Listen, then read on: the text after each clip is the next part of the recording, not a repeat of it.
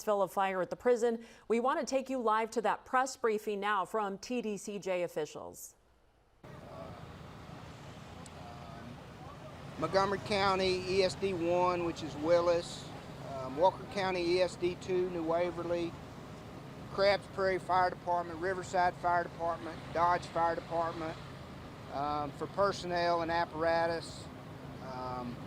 We began our fire attack operations, and we do currently have the main body of fire knocked down.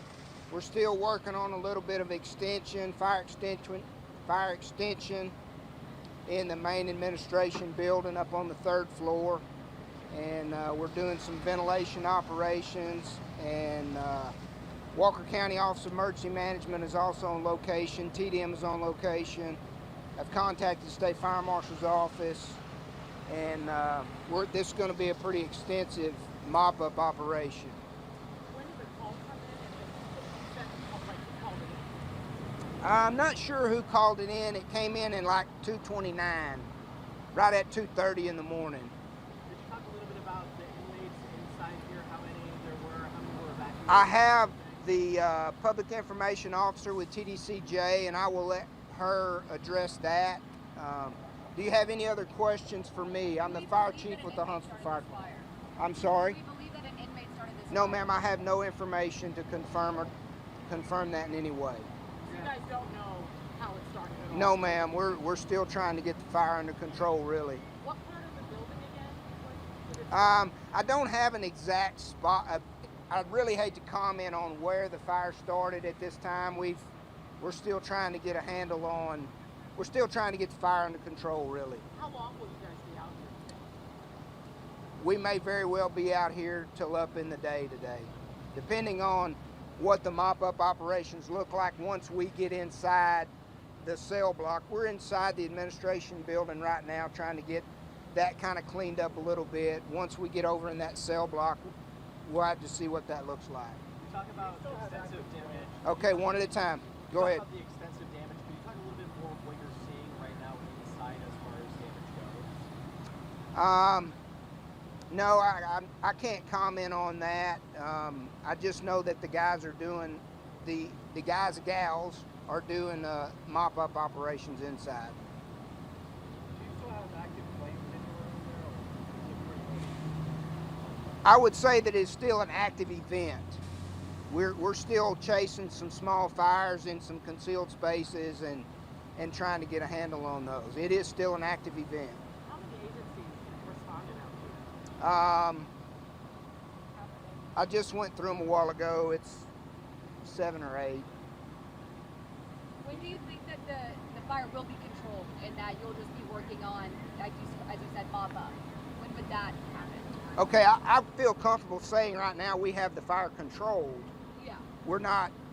We have the fire contained, okay? It's not out. We're not gonna call it extinguished just yet. When would that roundabout may happen? I'm gonna take a guess, take an estimate, and say in another hour or so we'll have a pretty good handle on that. How many firefighters estimate total are out there? I'd have to check with our accountability officer to get that exact number, but there are quite a few. Describe the complexity of this building and maybe any difficulties that firefighters have come across as they've been battling these flames. I will say that Texas Department of Criminal Justice has been very good to work with as far as giving us access and making sure that their residents are secure and not in our way, and we have free access to come and go out of the facilities as needed. So those have not created challenges. Is this the first incident of its kind here at this unit to have happened? No, ma'am. We've fought several fires in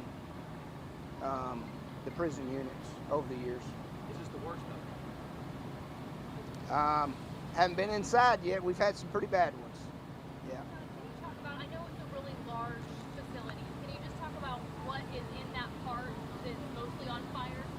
I will have to refer that to TDCJ. Do you know exactly what roads are blocked off at this time? How long will the kind of blocked off? It's going to be the roads right in the block radius of the unit here, and they'll be they'll be blocked off until we complete what we're doing here. So you said she can talk about the inmates now? Yes, ma'am. I don't want to comment on that piece of it. Anybody have any other questions for the fire department? Complexities or any things that have been made difficult for firefighters in terms of this fire? Or has it been standard? No, ma'am. We've had some aerial operations going that's pretty standard. This is the type of things that we train for. So we're good. It's a historic building. Is it a loss, though, do you think? No, sir, I don't think so. The admin building, I haven't been in the cell block that was damaged. Can you state and spell your first and last name and your title real quick? Greg Mathis, G-R-E-G M-A-T-H-I-S, and I'm the fire chief for the Huntsville Fire Department. Yes. Thank you, sir. Anything else? I'm going to turn it over to Ms. Hernandez.